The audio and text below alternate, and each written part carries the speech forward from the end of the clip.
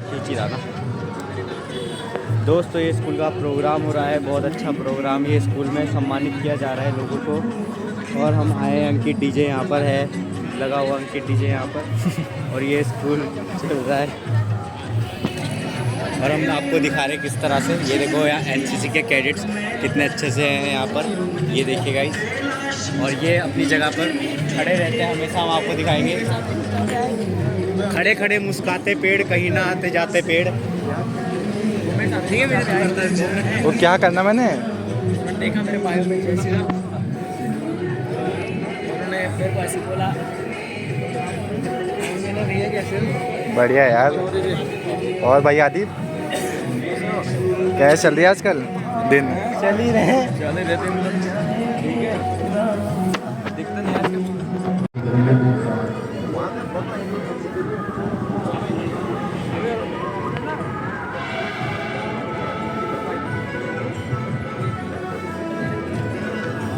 आपने भी मंजीत खटवाल जी ये उपस्थित हुए हैं। स्वर्गीय रानी साहब भ्रमण समिति आपका हार्दिक अभिनंदन करती है।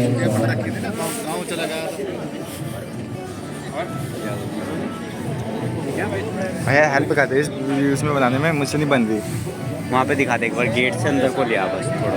सच में हजारों लोगों ने बलिदान दिया, सैनिक मतलब समाज के लोगों ने बलिदान किया, महिलाओं ने बलिदान किया, तमाम लोगों ने लड़ाइयाँ लड़ी। इवन वहाँ पर एक महात्मा जी का मैं अभी सुन रहा था, आप लोगों ने सुना नहीं सुना, कि वहाँ के राजपूत गांव है कोई, अयोध्या के पास में, नाम ध्यान नहीं है। वहाँ की माताओं ने कहा कि पगड़ी क्यों पगड़ी पहनते हो अपने बच्चों से, अपने पति से? पगड़ी सम्मान का प्रतीक है। सम्मान कहाँ है? जो हमारे भगवान हैं उनका मंदिर तोड़ दिया गया, वहां पर मस्जिद बना दी गई, कहाँ का सम्मान है? और इसलिए उन्होंने पगड़ी पहननी बंद करा दी। पैरों में जूता नहीं पहना, कई पीढ़ियां बीत गई। वो सम्मान आज लौटा है, इसलिए हम खुश हैं, इसलिए हम प्रसन्न हैं। एक ऐसा कैरेक्टर, एक ऐसा चरित्र जिनको हमने भगवान का रूप दिया। कोई भगवान तो पैदा नहीं हुए थे, तो राम पैदा हुए थे, एक बच्चा पैदा हुआ था आम घर में, जैसे एक राजा के घर में जन्म हुआ, बात सही है। लेकिन उनके चरित्र ने उनको इतना श्रेष्ठ बना दिया कि वो मर्यादा पुरुषोत्तम कहलाए, मर्यादा पुरुषोत्तम कहलाए। माता सीता धोबी ने कहा समाज में स्थापनाएं करनी है, मान्यताएं स्थापित करनी है, इन्हें सीता तुम्हें अग्नि परीक्षा से गुजरना पड़ेगा। ऐसा राज्य, ऐसा सुंदर राज्य, कहना न राज्यम न राजा सहित न दंड्यो न च दांडिका धर्मेणेव प्रजा सर्वम रक्षन्ति स्म परस्पर। कैसा राजा कि ऐसा शासन की न दंड की जरूरत है, न दंड देने वाले की जरूरत है। धर्मेणेव प्रजा सर्वम रक्षन्ति स्म परस्पर, कि धर्म के आधार पर समाज एक दूसरे की रक्षा कर रहा है। भाई ये हमारी बहन है, ये हमारी बेटी है, ये भाई है, ये ताई है, ये चाची है, मौसी है, हम सब एक है।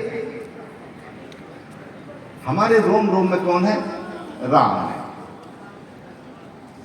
ऐसे समाज की, ऐसे राज्य की स्थापना उसने की, और उसने उनको मर्यादा पुरुषोत्तम कहा गया।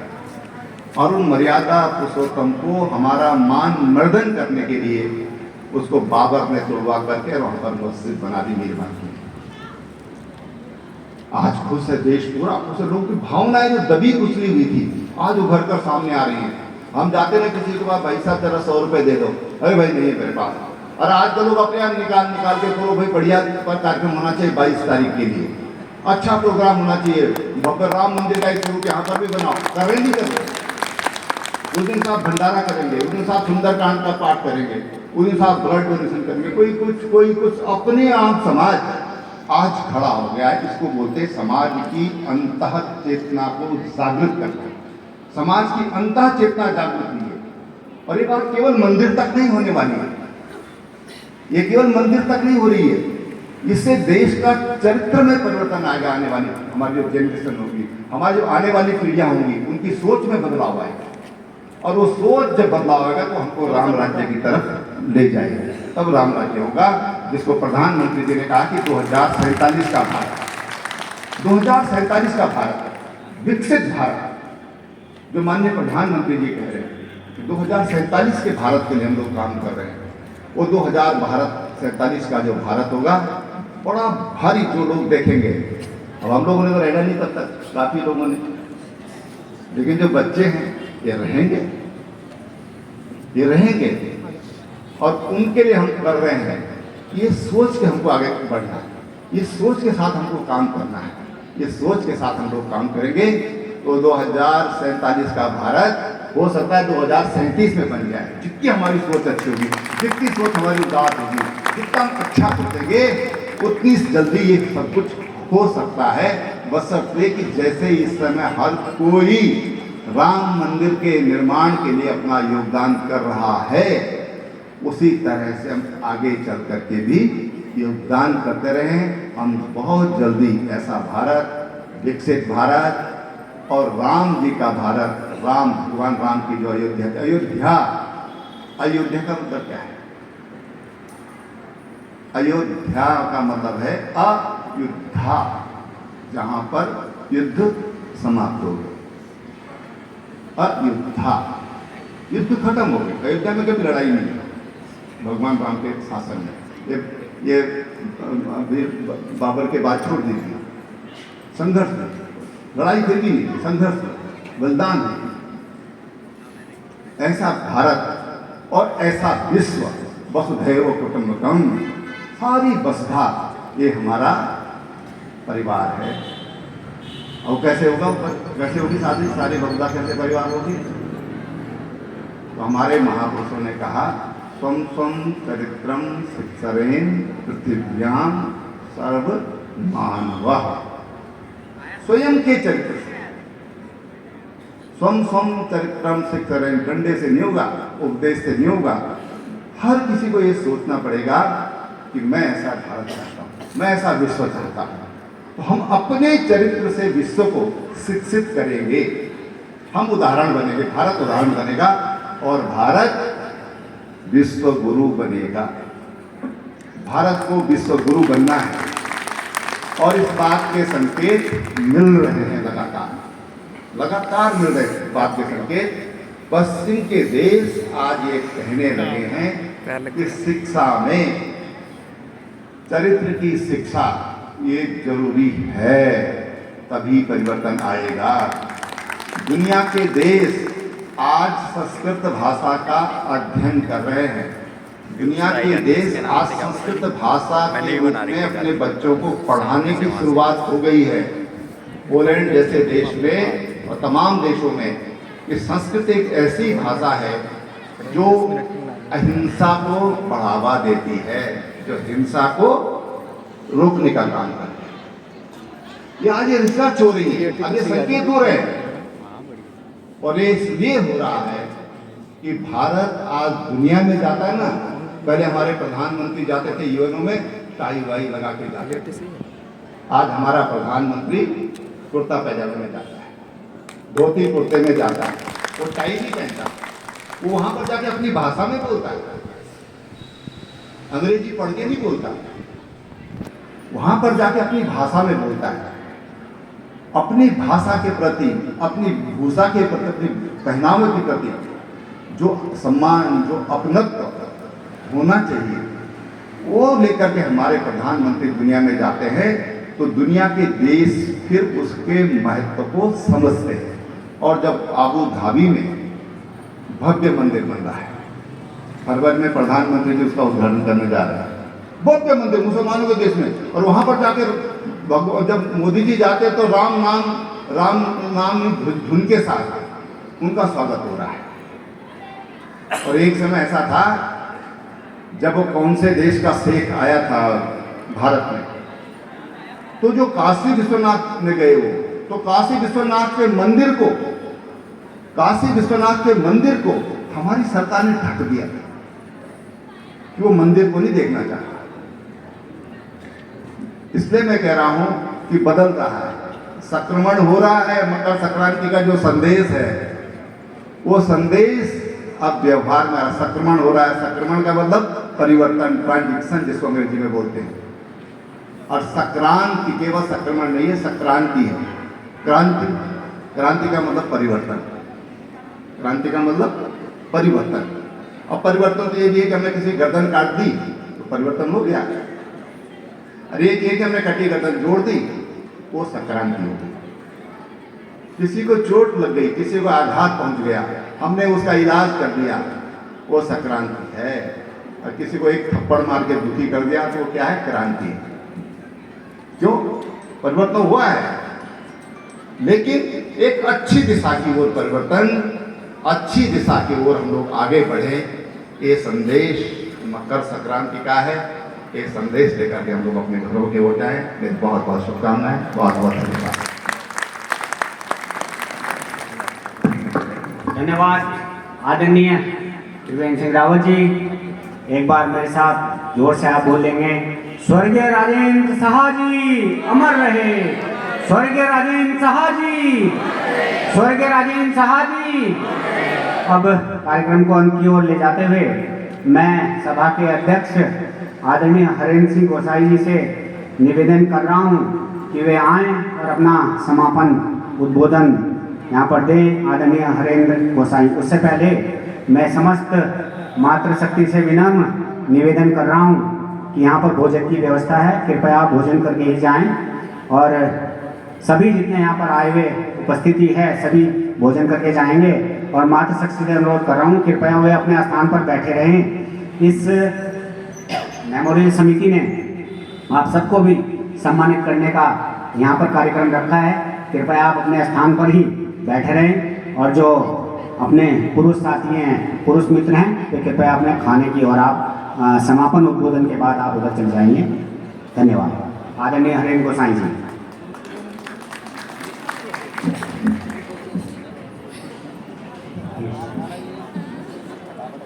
उन्नीस सौ 90 और 2000 के दशक में उत्तर प्रदेश विधानसभा में इस क्षेत्र का प्रतिनिधित्व करने वाले मसूरी विधानसभा क्षेत्र के यशस्वी तत्कालीन विधायक स्वर्गीय राजेंद्र साहा जी की पुण्यतिथि के अवसर पर उनकी आदमकद प्रतिमा के अनावरण के अवसर पर उपस्थित उत्तराखंड राज्य के पूर्व यशस्वी मुख्यमंत्री, जनप्रिय नेता श्री त्रिवेंद्र सिंह रावत जी, इस क्षेत्र के यशस्वी विधायक श्री ब्रिजभूषण गहरोला जी, मंचासीन सहकारी बैंक के प्रदेश अध्यक्ष दान सिंह रावत जी, उपस्थित जनपद देहरादून के यशस्वी पूर्व जिलाध्यक्ष श्री शमशेर पुडीर जी, यहाँ पर उपस्थित विभिन्न ग्राम सभाओं के मेरे सम्मानित ग्राम सभा प्रधान, सम्मानित क्षेत्र पंचायत सदस्य, क्षेत्र की जिला पंचायत सदस्य श्रीमती सेमाल जी, तथा उपस्थित रानी पोखरी क्षेत्र के सम्मानित मातृशक्ति, सम्मानित सभी सम्मानित मेरे भाई बंधु, मैं आप सभी का स्वर्गीय राजेंद्र साहा राजकीय इंटर कॉलेज के प्रांगण में हार्दिक अभिनंदन, वंदन और स्वागत करता हूं। मैं पूरे क्षेत्र की ओर से, क्षेत्र की गरीब जनता की ओर से, पूरे विद्यालय परिवार की ओर से पूर्व मुख्यमंत्री माननीय त्रिवेंद्र सिंह रावत जी का हृदय की गहराइयों से आभार प्रकट करता हूं कि उन्होंने गरीब जनता के बच्चों के हित को ध्यान में रखते हुए राजकीय इंटर कॉलेज रानी पोखरी का जो जीर्ण शीर्ण भवन था वो उन्होंने 4 करोड़ की लागत से स्वीकृत किया, जो कि आज बन करके तैयार हो चुका है। मैं पूरे क्षेत्र की जनता की ओर से मैं माननीय पूर्व मुख्यमंत्री जी का हार्दिक अभिनंदन, वंदन और स्वागत करता हूं। मैं समय के मिजाज को देखते हुए ज़्यादा न कहते हुए मैं आप सभी लोगों का एक बार पुनः हार्दिक आभार, अभिनंदन और वंदन करता हूँ। इन्हीं शब्दों के साथ मैं आज की सभा के समापन की घोषणा करता हूँ। धन्यवाद। जय भारत, जय उत्तराखंड। धन्यवाद गोसाई जी। आप सबसे मेरा समिति के अध्यक्ष मोहन सिंह बीज जी से अनुरोध है, कृपया भोजन के लिए मुख्य अतिथि जी और अपने माननीय विधायक जी, आदरणीय अपने अध्यक्ष जी और अपने आदरणीय पूर्व सम्मानित अपने अध्यक्ष जी को ले जाएं भोजन के लिए। और मेरा इस समिति के सम्मानित सदस्य से अनुरोध है, कृपया महिलाओं को उनके स्थान पर ही जाकर सम्मानित करें और बाकी लोग जो है भोजन के लिए आप चले जाएंगे। कृपया गर्मा गर्म भोजन आपके लिए तैयार है। धन्यवाद। ठीक ठीक है जी।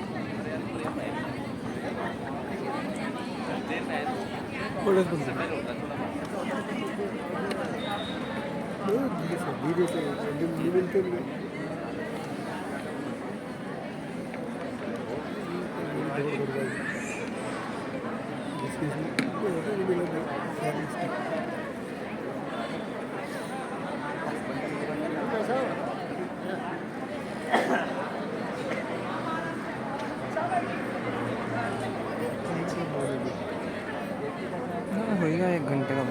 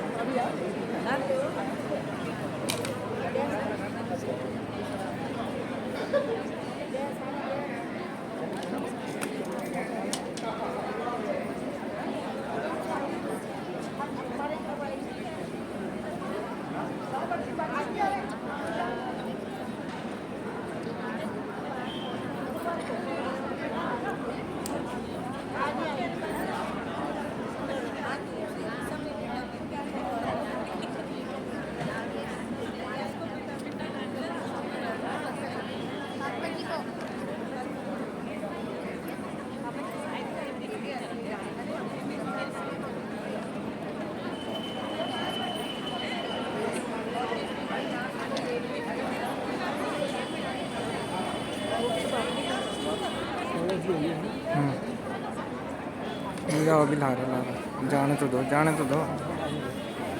वैसे हो गई कि नहीं 16-17 मिनट की बना दूँ।